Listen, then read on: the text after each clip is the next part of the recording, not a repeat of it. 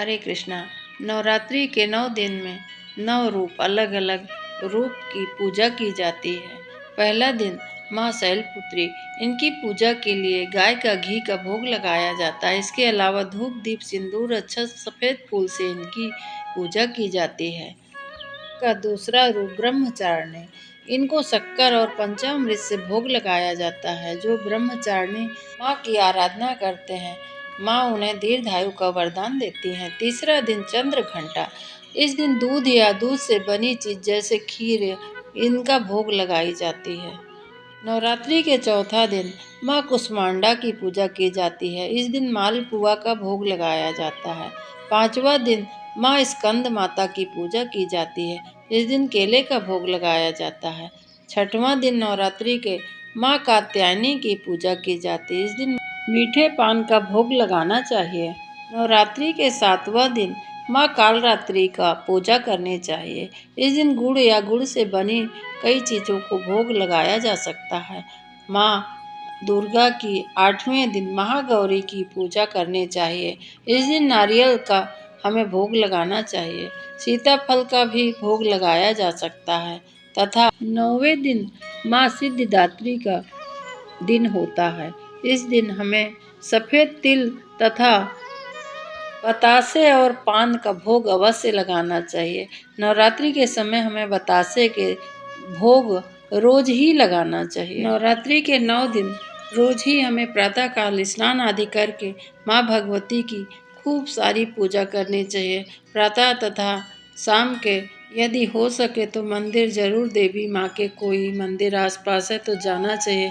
यदि नहीं हो सके, मान लीजिए आप बाहर व्यस्त हैं, ऑफिस है, कुछ है, तो घर में सुबह शाम घी का जरूर आप दीपक लगाएं।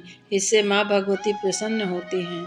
ये जानते हैं देवी पुराण का पहला अध्याय मधु तथा कैटभ का वध किस तरह से मेधा ऋषि राजा सूरत को समाधि को यह महिमा बताते हुए सुनाते हैं।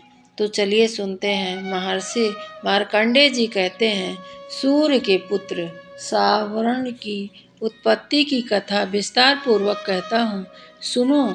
सावर्ण महामाया की कृपा से जिस प्रकार मनवंतर के स्वामी हुए, उसका भी हाल सुनो। पहले वो स्वारोचिष नामक राज्य था। वहाँ प्रजा को अपने पुत्र के समान मानते थे, तो भी कुला विध्वंसी राजा उनके शत्रु बन गए। दुष्ट को दंड देने वाले राजा सूरत की उनके साथ लड़ाई हुई।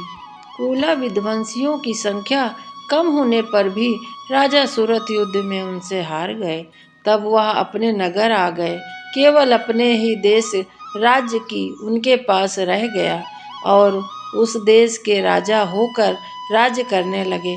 किंतु उनके शत्रु वहाँ भी न माने, आक्रमण उन पर कर दिया। राजा को बलहीन देखकर उनके शत्रु मंत्री बन गए। मंत्री तथा सेना अपने ही सारा खजाना उनसे ले लिया। राजा सूरत ने अपना राज अधिकार को हार कर शिकार खेलने के बहाने घोड़े पर सवार होकर एक भयंकर वन में चले गए। वहां उन्होंने महर्षि मेधा का आश्रम देखा। वहां मेधा महर्षि अपने शिष्यों के साथ सुशोभित बैठे हुए थे और वहां कितने ही हिंसक जीव शांति भाव से रहते थे। राजा सूरत ने महर्षि मेधा को प्रणाम किया और महर्षि ने भी उनका उचित सत्कार करके आसन दिया। सूरत महर्षि आश्रम में कुछ समय तक तो ठहरे, परंतु अपने नगर की ममता उन्हें आकर्षण कर रही थी। राजा ने अपने मन में सोचने लगे, पूर्व काल में पूर्वजों ने कितने मुश्किल से धन अर्जित किया और सब प्रजा का पालन किया था, वह आज मेरे हाथ से निकल गया। इतना धन उन्होंने मेरे लिए दिया था और मैं अपनी प्रजा को बहुत सुखी भाव से रखता था, वह सब मैं हार गया और मेरे ही मंत्री मेरे नगर को ले लिए और अब दुष्ट एवं दुरात्मा मंत्री मेरे नगर को धर्म से रक्षा नहीं कर रहे होंगे। मेरा प्रधान हाथी, जो सदा मद की वर्षा करने वाला और शूरवीर था, मेरे बैरियों के वश में होकर जाने कितना दुख भोग रहा होगा। जो मेरे आज्ञाकारी नौकर मेरी कृपा से हमेशा खूब खुश रहते थे, पता नहीं कितने दुख उनको भोगने पड़ रहे होंगे। जो प्रजा सदैव हमेशा सद्गुण मार्ग पर चलती थी, वो दुष्ट दुरात्माओं मंत्रियों द्वारा व्यर्थ ही व्यय कर रही होगी। मेरे धन संचित, मेरा खजाना पूरा तो खाली ही कर दिया होगा। ऐसे विचार करके बार बार राजा पछता रहा था। एक दिन राजा सूरत ने महर्षि मेधा के आश्रम में एक निकट वैश्य को देखा। राजा ने उससे पूछा, भाई तुम कौन हो? यहाँ तुम्हारे आने का क्या कारण है? और तुम मुझे शोक ग्रस्त लग रहे हो, इसका क्या कारण है? राजा के यह नम्र वचन सुनते ही वैश्य ने कहा, महाराज सूरत को प्रणाम करके, और फिर बोला कि राजन, मेरा नाम समाधि है। मैं धनियों के कुल में उत्पन्न हुआ हूँ। मैं एक वैश्य हूँ, यानी बनिया हूँ। मेरे दुष्ट स्त्री और पुत्रों ने मेरे लोभ के मारे सारा धन मुझसे छीन लिया और मुझे घर से निकाल दिया। लेकिन आज भी मैं इतना दुख भोग कर उनसे बहुत प्रेम करता हूँ और उनके बारे में ही सोचते रहता हूँ कि क्या मेरा परिवार कुशल से होगा।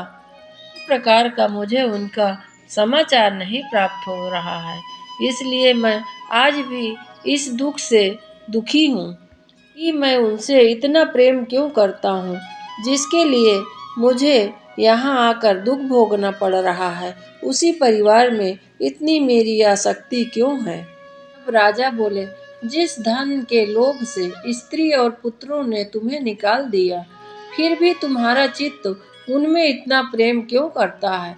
वैश्य ने कहा, आपका यह कहना बिल्कुल उचित है, लेकिन क्या करूं, मेरा मन इतना कठोर नहीं है। यदि उन्होंने मुझे निकाल दिया तो भी पितृ स्नेह को त्याग नहीं कर पा रहा हूं मैं। मुझे अपने पत्नी की भी चिंता हो रही है। हे महामते, मेरा मन फिर भी उन्हीं में क्यों फंस रहा है? यह बात को तो जानता हूँ। महर्षि मार्कंडेय जी फिर कहते हैं, आगे सुनो राजन। हे ब्राह्मण सुनिए। इसके पश्चात महाराज सूरत और वह वैश्य दोनों महर्षि मेधा के समीप गए और उनके साथ यथा योग न्याय संभाषण करके दोनों ने वार्ता आरंभ कर दिया, यानी बात शुरू कर दी। बात राजा बोले, हे भगवान, मैं आपके एक बात पूछना चाहता हूँ, सो आप कृपा करके मुझे बताइए। मेरा मन अधीन नहीं है, इससे मैं बहुत दुखी हूँ। राज्य धन आदि की चिंता अभी तक भी मुझे बनी हुई है और मेरी यह ममता अज्ञानियों की तरह बढ़ती ही जा रही है। और यह समाधि नामक वैश्य है, अपने घर से अपमानित होकर निकाला गया है, परंतु इसे अभी भी अपने पुत्र और पत्नी का त्याग नहीं कर पाया है। इसे बहुत मोह हो रहा है उन लोगों के प्रति। हे महाभाग, उन दोनों के अवगुणों को देखकर भी दोनों के मन में उचित व्यवहार नहीं हो रहा है। हमारे ज्ञान रहते हुए भी हम अज्ञानी मनुष्य की तरह दोनों ही मूर्खता क्यों कर रहे हैं? तब महर्षि मेधा ने कहा, विषम मार्ग का ज्ञान सब जंतुओं को है। सबके विषय पृथक पृथक होते हैं। कुछ प्राणी दिन में नहीं देख सकते, कुछ रात में नहीं देख सकते, परंतु कुछ जीव ऐसे भी हैं जो दिन तथा रात दोनों में देख सकते हैं। यह बात सत्य है कि मनुष्य में ज्ञान प्रधान होता है, किंतु केवल मनुष्य में ही ज्ञान नहीं होता, पशु पक्षियों में भी ज्ञान होता है। उसी प्रकार मनुष्य में भी जो ज्ञान मनुष्य, वैसे ही पशु पक्षियों में ज्ञान और अन्य बात दोनों में एक जैसे पाई जाती है। ज्ञान होने पर भी इन पक्षियों की ओर देखो, अपने भूखे पीड़ित बच्चों की चोंच में कितने प्रेम से अन्न के दाने डालते हैं।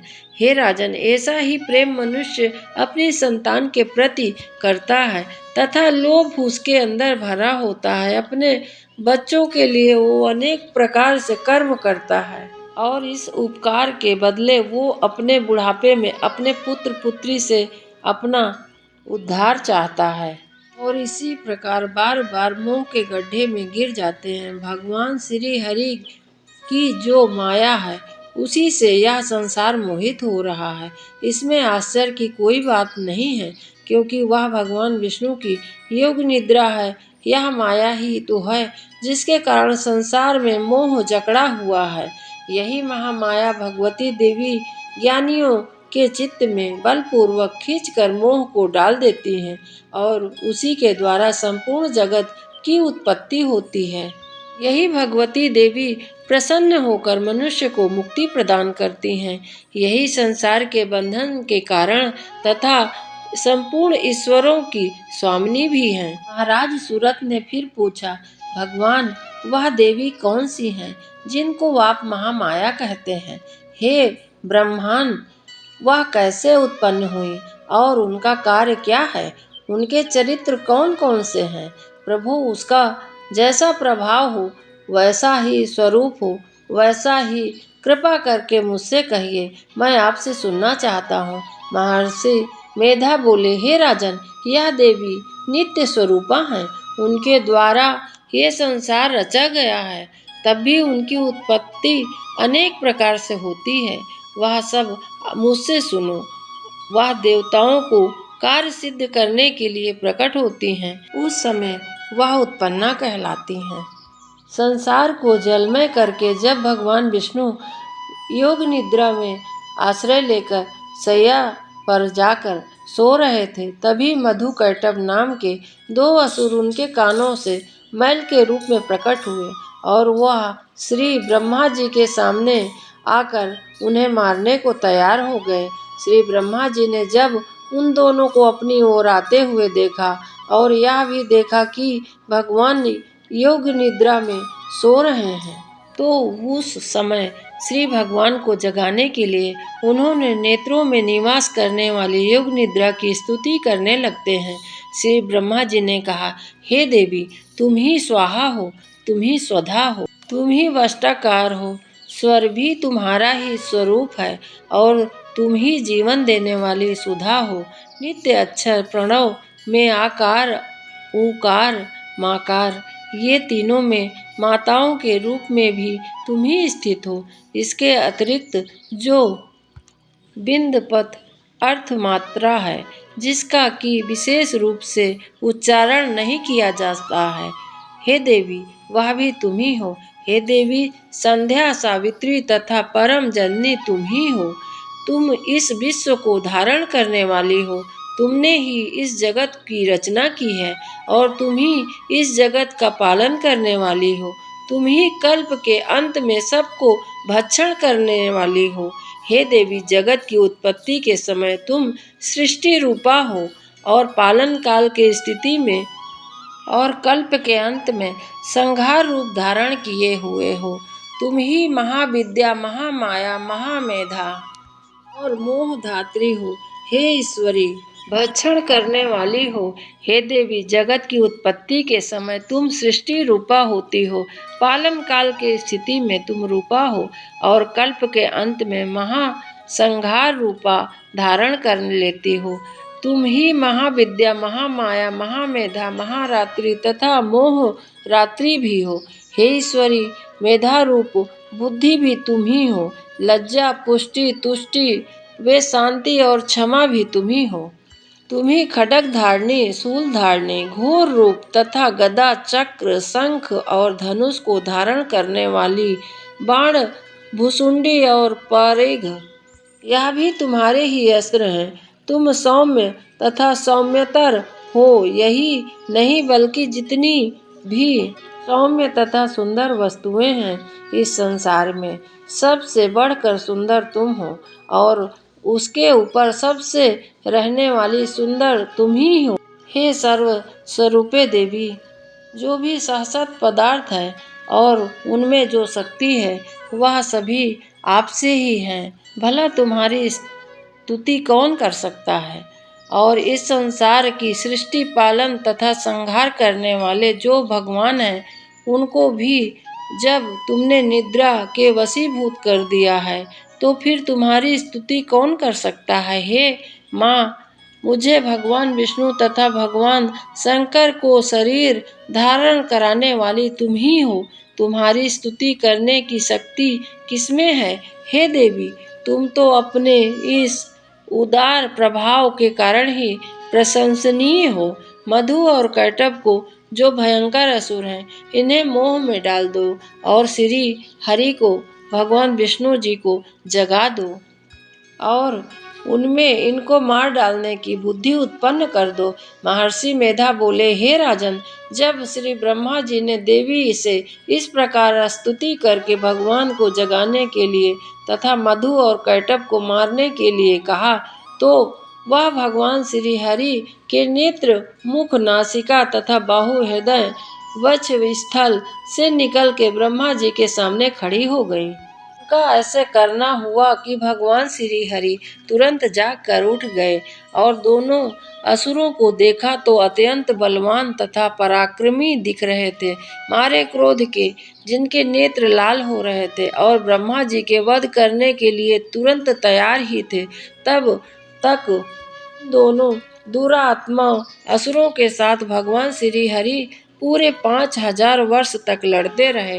एक तो वह अत्यंत बलवान तथा पराक्रमी थे, दूसरे महामाया ने भी उन्हें मोह में डाल रखा था। अतः वह भगवान से कहने लगे कि हम दोनों तुम्हारी वीरता से अत्यंत प्रसन्न हैं, तुम हमसे कोई वर मांग लो। तब भगवान श्री हरि ने कहा, यदि तुम दोनों मुझ पर प्रसन्न हो तो मेरे हाथ से मर जाओ, बस इतना सा ही वर मैं तुमसे मांगता हूँ। यह दूसरे वर से क्या प्रयोजन है? महर्षि मेधा बोले, इस तरह से जब वह धोखे में आ गए और अपने चारों ओर जल ही जल देखा, तो भगवान श्री हरि से कहने लगे, जहाँ पर जल ना हो, सूखी जमीन हो, उसी जगह हमारा वध कीजिए। महर्षि मेधा कहते हैं कि तथास्तु कहकर भगवान श्री हरि जी ने दोनों को अपनी जांघ पर लिटाकर दोनों का सिर काट डाले। इस तरह से देवी श्री ब्रह्मा जी की स्तुति करने से प्रकट हुई थी। अब तुम उनके प्रभाव का वर्णन सुनो, मैं कहता हूँ। यह दूसरा अध्याय देवताओं के तेज से देवी का प्रादुर्भाव और महिषासुर की सेना का वध की कथा आइए सुनते हैं। महर्षि मेधा बोले, प्राचीन काल में देवताओं और असुरों में पूरे 100 वर्ष तक घोर युद्ध हुआ था और देवराज इंद्र देवताओं के नायक थे। इस युद्ध में देवताओं की सेना परास्त हो गई थी और इस प्रकार संपूर्ण देवताओं को जीतकर महिषासुर इंद्र बन गया और वह युद्ध के पश्चात हारे हुए देवताओं को प्रजापति श्री ब्रह्मा जी के साथ लाकर उस स्थान पर पहुँचे जहाँ पर कि भगवान शंकर विराजमान थे। देवताओं ने अपनी हार का सारा वृत्तांत भगवान विष्णु और शंकर जी से कह सुनाया। वह कहने लगे कि हे प्रभु, महिषासुर सूर्य, चंद्रमा, इंद्र, अग्नि, वायु, यम, वरुण तथा अन्य सभी देवताओं पर अधिकार ले लिया है। उस दुरात्मा महिष ने समस्त देवताओं को स्वर्ग से निकाल दिया है। अब वे मनुष्य की भांति पृथ्वी पर विचर रहे हैं। दैत्यों की सारी करतूत हमने आप लोगों से कह सुनाई। अब हम आपकी शरण में आए हुए हैं और आप उनके वध का कोई उपाय सोचिए। इस तरह बारंबार देवताओं के द्वारा स्तुति करने पर भगवान विष्णु और शिव जी ने दैत्यों पर बड़ा क्रोध किया। उनकी भौहें तन गईं और मुंह से टेढ़ा हो गया। तब अत्यंत कोप में भरे हुए चक्र पाणी श्री विष्णु जी के मुख से एक महान तेज प्रकट हुआ। इसी प्रकार ब्रह्मा और शंकर तथा इंद्र आदि देवताओं के शरीर से भी बड़ा भारी तेज निकला। वह सब मिलकर एक हो गया। महान तेज का वह पुंज ज्वलयमान पर्वत सा जान पड़ा। देवताओं ने देखा वह उसकी ज्वालाएं संपूर्ण दिशाओं में व्याप्त हो रही हैं और संपूर्ण देवताओं के शरीर से प्रकट हुए उस तेज की कहीं तुलना नहीं की जा सकती। एकत्रित होने पर वह नारी के रूप में परिणत हो गया है और उसके प्रकाश से तीनों लोक में व्याप्त जान पड़ा है। भगवान शंकर का जो तेज था उससे देवी का मुख प्रकट हुआ। यमराज के तेज से उसके सिर में बाल निकल आए। श्री विष्णु भगवान के तेज से उसकी भुजाएं उत्पन्न हो गईं। चंद्रमा के तेज से दोनों स्तनों का और इंद्र के तेज से मध्य भाग का प्रादुर्भाव हुआ। वरुण के तेज से जंघा और पिंडली तथा पृथ्वी के तेज से स्तंभ भाग प्रकट हुआ। ब्रह्मा जी के तेज से दोनों चरण और सूर्य के तेज से उनकी उंगलियां हुई। वसुओं के तेज से हाथों की उंगलियां और कुबेर के तेज से नासिका प्रकट हुई। उस देवी के दांत प्रजापति के तेज से और तीनों नेत्र अग्नि के तेज से प्रकट हुए थे। उनकी भौहें संध्या के और कान वायु के तेज से उत्पन्न हुए थे। इसी प्रकार अन्य देवताओं के तेज से कल्याणमयी देवी का प्रकट हुई थी। तदनंतर समस्त देवताओं के तेज पुंज से प्रकट हुई देवी को देखकर महिषासुर के सताए हुए देवता बहुत प्रसन्न हुए।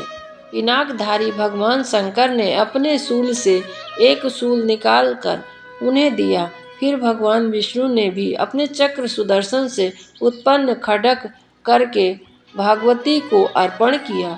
वरुण ने भी भेंट किया, अग्नि ने भी उन्हें शक्ति दी और वायु ने धनुष तथा बाण भरे हुए 2 तरकस प्रदान किए। सहस्त्र नेत्र वाले देवराज इंद्र ने अपने वज्र से उत्पन्न करके ऐरावत हाथी और उतार कर 1 घंटा भी प्रदान किया। यमराज ने काल दंड से दंड, वरुण ने पास, प्रजापति ने स्फटिक की माला तथा ब्रह्मा जी ने कमंडल भेंट किया। सूर्य ने देवी को समस्त रोमकूपों में अपनी किरण का तेज भर दिया। काल ने उन्हें चमकती हुई ढाल और तलवार दी। क्षीर समुद्र में उज्ज्वल हार तथा सभी जीर्ण न होने के 2 दिव्य वस्त्र भेंट किए। साथ ही उन्होंने दिव्य चूड़ामणि, 2 कुंडल, कड़े, उज्ज्वल अर्धचंद्र, सब बाहुओं के लिए और सब उंगलियों के लिए पहनने के रत्नों की अंगूठियां भी दी। विश्वकर्मा ने उन्हें 5 अत्यंत निर्मल फरसा भेंट किया और साथ ही अनेक प्रकार के अस्त्र और अभेद कवच दिए। इसके सिवा मस्तक और वक्ष स्थल पर धारण करने के लिए कभी न कुम्हलाने वाले कमल की मालाएं दी। जलनिधि ने इन्हें सुंदर कमल का फूल भेंट किया। हिमालय ने सवारी के लिए सिंह तथा भांति भांति के रत्न समर्पित किए। धनाक्ष कुबेर ने मधु से भरा पान पात्र दिया तथा संपूर्ण नागों के राजा शेष ने मणि जड़ित इन्हें नागों का हार दिया। देवी ने बहुत प्रकार से इन्हें सब कुछ देकर देवी का सम्मान किया। तत्पश्चात उन्होंने बारंबार अट्टहास पूर्वक उच्च स्वर से गर्जना की। उनके भयंकर नाद से संपूर्ण आकाश गूंज उठा। देवी का वह अत्यंत उच्च स्वर से किया हुआ सिंहनाद कहीं समा न सका। आकाश उसके सामने बहुत छोटा प्रतीत होने लगा तथा उससे बड़े जोर की प्रतिध्वनि हुई, जिससे संपूर्ण विश्व में हलाहल मच गई और समुद्र कांप उठा और पृथ्वी डोलने लगी और समस्त पर्वत हिलने लगे। उस समय देवताओं ने अत्यंत प्रसन्नता के साथ सिंहवाहिनी भवानी से कहा, हे देवी, तुम्हारी जय हो। साथ ही महर्षियों ने भक्ति भाव से विनम्र होकर उनका स्तवन किया। संपूर्ण त्रिलोकी को क्षोभ ग्रस्त देखकर दैत्यगण अपनी समस्त सेना कवच को आदि से सुसज्जित कर हाथों में हथियार ले सहसा उठ खड़े हो गए। उस समय महिषासुर ने बड़े क्रोध में आकर कहा, यह क्या हो रहा है? फिर वह संपूर्ण असुरों से घिरकर उस सिंहनाद की ओर लक्ष्य करके दौड़ा और आगे पहुंचकर उसने देवी को देखा, जो अपनी प्रभाव से तीनों लोक को प्रकाशित कर रही थी। उनके चरणों के भार से पृथ्वी दबी जा रही थी। माथे के मुकुट से आकाश में रेखा सी खींची जा रही थी। अपने धनुष की टक्कार से 7 पाताल को क्षुब्ध किए देती थी। देवी अपनी हजारों भुजाओं से संपूर्ण दिशाओं को आच्छादित करके खड़ी थी। तदंतर उनके साथ दैत्यों का युद्ध छिड़ गया। नाना प्रकार के अस्त्र शस्त्र के संपूर्ण दिशाएं उग्रदासित होने लगी। चिछुर नामक महान असुर महिषासुर को सेना नायक था। वह देवी के साथ युद्ध करने लगा। अन्य दैत्यों की चतुरंगिणी सेना साथ लेकर चामर भी लड़ने लगा। 60,000 रथियों के साथ आकर उदग्रत नामक महादैत्य ने लोहा लिया। 1 करोड़ रथियों के साथ लेकर नामक दैत्य युद्ध करने लगा, जिसके रोमे तलवार के समान तीखे थे। वह असीलोमा नामक महादैत्य 5 करोड़ रथी सैनिक सहित युद्ध में आ डटा। 60 लाख रथियों से घिरा हुआ अश्कल नामक दैत्य भी वहां युद्ध भूमि में लड़ने लगा। परिवीरता नामक राक्षस हाथी सवार और घोड़े सवार अनेक दलों तथा 1 करोड़ रथियों सेना लेकर युद्ध करने लगा। बिंडाल नामक दैत्य 5 अरब रथियों से घिर कर लोहा लेने लगा। इनके अतिरिक्त और भी हजारों महादैत्य रथ, हाथी और घोड़े की सेना साथ लेकर वहां देवी के साथ युद्ध करने पहुंच गए। स्वयं महिषासुर उस रणभूमि में कोटि कोटि सहस्त्र रथ लेकर हाथी और घोड़ों की सेना से घिरा हुआ खड़ा था। दैत्य देवी के साथ तोमर, बिंदपाल, शक्ति, मूसल, खड्ग, परशु और अनेक अस्त्रों शस्त्रों को प्रहार करते हुए युद्ध कर रहे थे। कुछ दैत्यों ने उन पर शक्ति का प्रहार किया, कुछ लोगों ने पास फेंके तथा कुछ दूसरे लोगों ने खड्ग प्रहार करके देवी को मार डालने का उद्योग किया। देवी ने भी क्रोध में भरकर खेल खेल में ही अपने अस्त्र शस्त्र की वर्षा कर दैत्यों के समस्त अस्त्र शस्त्र को काट दिया। के मुख पर परिश्रम या थकावट रंच मात्र भी चिन्ह नहीं था। देवता और ऋषि उनकी स्तुति करते थे और वे भगवती परमेश्वरी दैत्य के शरीर पर अस्त्र शस्त्र की वर्षा करती रहीं। देवी का वाहन सिंह भी क्रोध में भरकर गर्दन के बालों को हिलाता हुआ असुरों की सेना में इस प्रकार विचरने लगा मानो वो वन में फैल रहा हो। इधर रणभूमि में दैत्यों के साथ युद्ध करती हुई अंबिका देवी ने जितने ही निश्वास छोड़े, वे सभी तत्काल सैकड़ों हजारों गणों के रूप में प्रकट हो गए। ये सभी अस्त्र शस्त्र द्वारा असुरों का सामना करने लगे। देवी के शक्ति से बड़े हुए वे गण असुरों का नाश करते हुए नगाड़ा तथा खड्ग आदि बजाने लगे। उस संग्राम महोत्सव में जितने ही गण खड्ग बजा रहे थे, तदंतर देवी ने त्रिशूल से, गदा से, शक्ति की वर्षा से और खड्ग आदि सैकड़ों महादैत्यों का संहार कर डाला। कितनों को घंटे के भयंकर नाद से मूर्छित करके मार गिराया। बहुतेरे दैत्यों को पास से बांधकर धरती पर घसीटा। कितने ही दैत्यों उनकी तीखी तलवार की मार से दो दो टुकड़े हो गए। कितने ही गदा की चोट से घायल होकर धरती पर सो गए। कितने ही मूसल के मार से अत्यंत आहत होकर रक्त वहन करने लगे और उनके खून गिरने लगा धरती पर।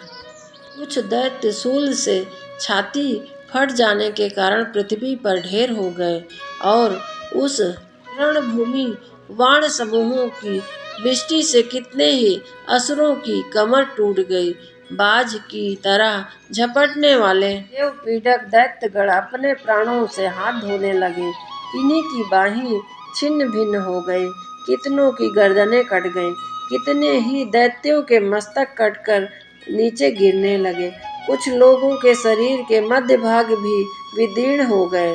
कितने ही महादैत्यों जांघ कट गई, पृथ्वी पर गिर पड़े। कितनों ही को ही देवी ने एक बाह और एक पैर, एक नेत्र वाले करके दो टुकड़े चीर डाले। कितने ही दैत्य मस्तक काट जाने पर भी गिरकर फिर उठकर खड़े हो जाते हैं। केवल धड़ के रूप में ही अच्छे अच्छे हथियार लेकर देवी के साथ युद्ध करने लगते हैं। कितने ही बिना सिर के धड़ हाथ में खड्ग, शक्ति और ऋषि लिए दौड़ते हुए दूसरे महादैत्यों ठहरो ठहरो, यह क्या करते हुए देवी को युद्ध के लिए ललकारते थे। जहाँ वह घोर संग्राम हुआ था, वहाँ की धरती देवी के गिराए हुए रथ, हाथी, घोड़े और असुरों की लाशों से ऐसी पट गई थी कि वहाँ चलना भी मुश्किल था। दैत्यों की सेना में हाथी, घोड़े और असुरों के शरीर से इतना अधिक मात्रा में रक्तपात हुआ था कि थोड़ी ही देर में वहाँ खून की बड़ी नदियाँ बहने लगी। जगदम्बा ने असुरों की विशाल सेना को क्षण भर में नष्ट कर दिया। ठीक उसी तरह जैसे तृण और लकड़ी के भारी ढेर को आग कुछ ही क्षण में भस्म कर देती है, उसी प्रकार सिंह भी गर्दन के बालों को हिला हिलाकर जोर जोर से गर्जना करता हुआ दैत्यों की शरीर को मानो उसका प्राण चुन ही लेगा ऐसा मालूम होता था। गणों ने भी उन महादैत्यों के साथ ऐसा युद्ध किया जिससे आकाश में खड़े हुए देवतागण उन पर बहुत संतुष्ट होकर फूलों की वर्षा की। यह था देवी पुराण की दूसरा अध्याय की कथा, जो कि आज मैं आपके सामने रखी हूँ। यदि मुझसे कुछ भूल हुई हो तो मुझे क्षमा करिए। इनकी महिमा कोई भी नहीं कह सकता। मैं तो भला मंदमति बूढ़ हूँ, मैं किस प्रकार से इनकी महिमा का व्याख्यान कर सकती हूँ। थोड़ा बहुत जो जानती हूँ, जो पढ़ी हूँ, उसी के आधार पर मैं आपके सामने रख रही हूँ। यदि मुझसे कोई गलती हो तो मुझे बारंबार क्षमा करिएगा। ओम नमः शिवाय। हर हर महादेव। हे देवी, आप मुझे क्षमा करिएगा। आपको मैं बारंबार प्रणाम करती हूँ। आज के लिए इतना ही। दूसरा वीडियो इसी के आगे का लेके आऊँगी।